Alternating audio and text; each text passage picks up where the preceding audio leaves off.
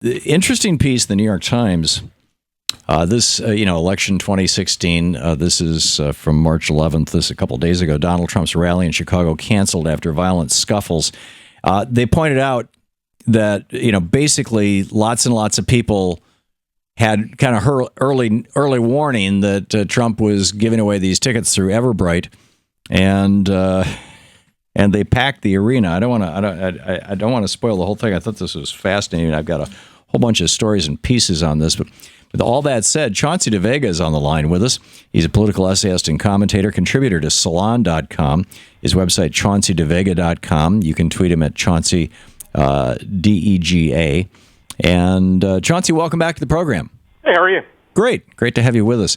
And it was great having you on TV last night and tweeting at you last night as well. Yeah, folks can tweet at me at ChaunceyDeVega.com. So I just wanted to have that quick corrected so folks can reach out. Oh, thank you. Thank you. Yeah, ChaunceyDeVega.com. You could at Chauncey DeVega, right? There you go. Chauncey DeVega. Okay, I've got it. Yeah, there's a typo here. In any case, I wanted to talk to you about this whole Trump thing because the media narrative seems to me inconsistent with reality. The media narrative is the Trump narrative, which is basically that, he was holding this big event in Chicago and, a bunch of troublemakers showed up and he decided that, he originally said the police told him, police have disavowed this, that, these troublemakers this might lead to a real riot and you really shouldn't have this happen. And so you should pull the plug on your event. And, but there's a few voices, and you're one of them, I believe, who are saying, no, really what happened is that, he lost control of the message because enough protesters were actually able to get into the event. Tell me about this. Yeah, I was there. Again, this is part of the both sides do it narrative, and I've been repeating this as a firsthand observer, someone who was present from the beginning, actually before the event, all the way through to the activity afterwards. Number one, and you and I talked about this on TV, I'm unsure if Donald Trump ever really intended to attend the event, number one. I think he wanted to have a bunch of folks there. He wanted the optics, and he wanted to be able to gin up his white, racially resentful public. And number two, the other narrative, again, going back to the both sides do it, is that somehow the protesters were violent. I was there, and the only thing that I saw one incident that could be described as, quote-unquote, mutual combat if I was on a jury, and then even then it was just a little pushing and shoving. But all the other incidents of, quote-unquote, violence, which I think are much exaggerated, were instigated by the Donald Trump supporters. And we also need, again, to talk explicitly about the role of black and brown conservatives in defending Donald Trump's violence, because the two fights that I saw, among 3 or 4 scuffles, the worst ones were instigated by black Donald Trump supporters at the event. That's interesting. The whole black Donald Trump supporters, the event thing is fascinating. I had a caller into the program yesterday who went to a Donald Trump event. It was not the Chicago event. It was one where Trump actually showed up. And he and his wife had gone in and they, planning to protest. These were white middle-class people. Nobody suspected them of anything. And at a certain point, his wife stood up with a Trump sign and tore it in half conspicuously and said something loudly about Trump. They grabbed them and started escorting them out. But when they did that, there was one black guy who was sitting up toward the front, and a bunch of white people formed a circle around him and started yelling, "What about you?" And he hadn't said or done anything. I mean, he may well have been a black conservative. How do black conservatives even survive in these Trump events? Well, I think there are two things going on there. One is that you have the black folks who go there as part of Black Lives Matter or just to observe, and we've had repeated accounts of black folks going to these events and being singled out because, again, Donald Trump's rallies, and I've written about this at Salon and my own site, ChaunceyDeVega.com, are really just safe spaces for racism and white supremacy. That's what's going on there. Yeah. But then I think a lot of these black conservatives, there was one that was outside who was quite literally taking off his jacket to fight and beat up 2 high school-age Black Lives Matter supporters. He was going to chase them down and, as he said, teach them a lesson about respect.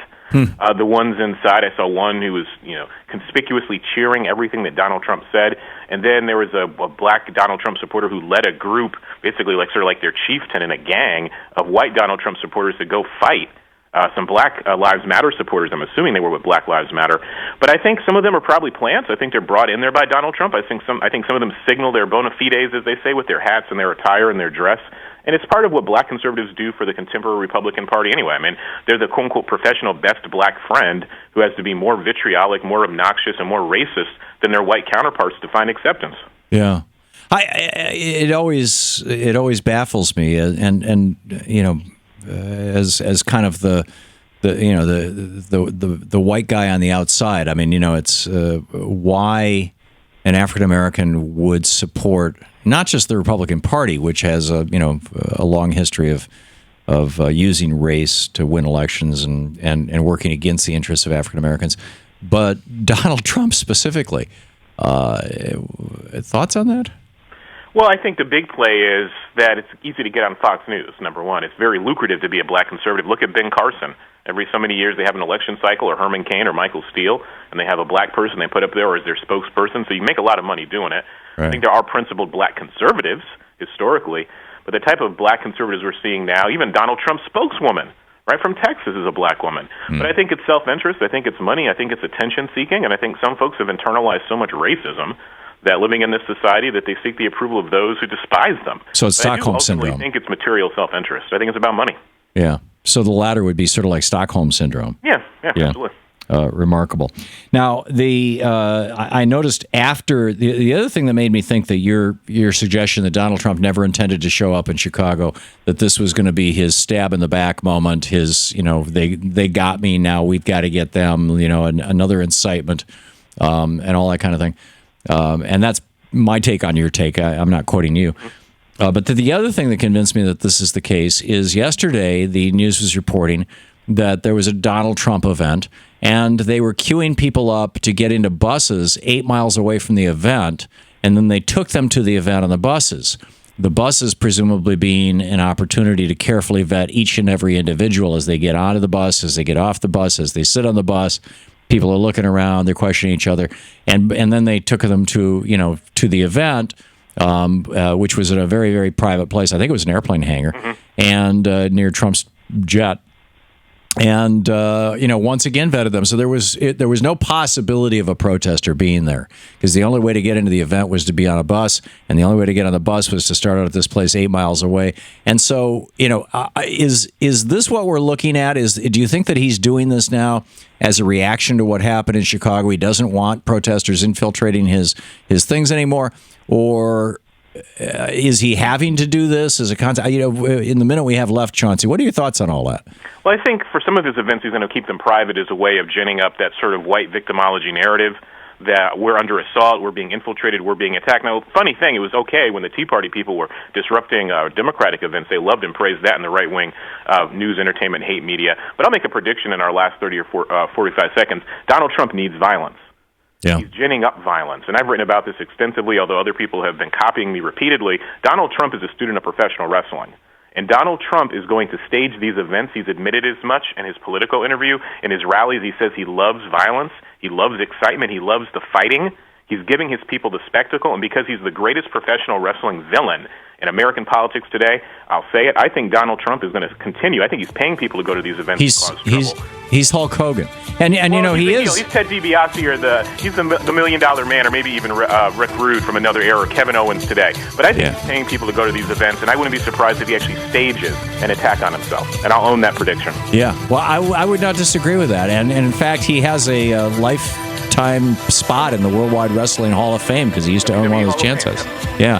Chauncey DeVega, at Chauncey DeVega. Hang on just a second, Chauncey. This is the Thom Hartmann Program. You can tweet him at Chauncey DeVega, his website, ChaunceyDeVega, DEVEGA.com. Chauncey, thanks so much for being with us. All right, thank you for having me. To watch more clips from our programs, hit the Watch More Videos button over here. And please be sure to hit the handy-dandy subscribe button so you'll always be up to date. Tag, you're it.